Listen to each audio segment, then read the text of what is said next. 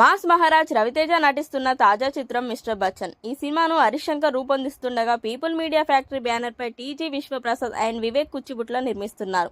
అయితే ఈ సినిమాతో టాలీవుడ్ యంగ్ బ్యూటీ భాగ్యశ్రీ హీరోయిన్గా టాలీవుడ్కి ఎంట్రీ ఇవ్వబోతుంది.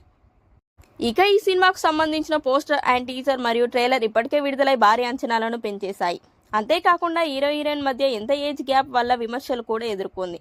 ముఖ్యంగా ఇందులో నుంచి విడుదలైన సాంగ్స్ అందరి దృష్టిని ఆకర్షించాయి. కానీ హీరోయిన్ని నలిపేశాడు అంత దారుణంగా కమెంట్స్ పెట్టారు. మిస్టర్ బచ్చన్ మూవీ ఆగస్టు 15న థియేటర్లో విడుదల కాబోతున్న సంగతి తెలిసిందే.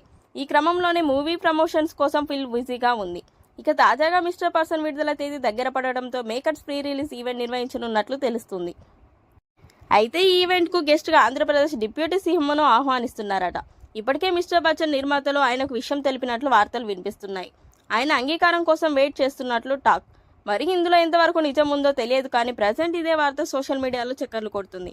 ఒకవేళ ఇదే కనుక నిజమైతే ఒక పక్క మాస్ మహారాజా, మరో పక్క పవర్ స్టార్ పవన్ కళ్యాణ్తో స్టేజ్ దగ్గర వెళ్తుందని చెప్పొచ్చు. మరి ఏం జరుగుతుందో వేచి చూడాలి.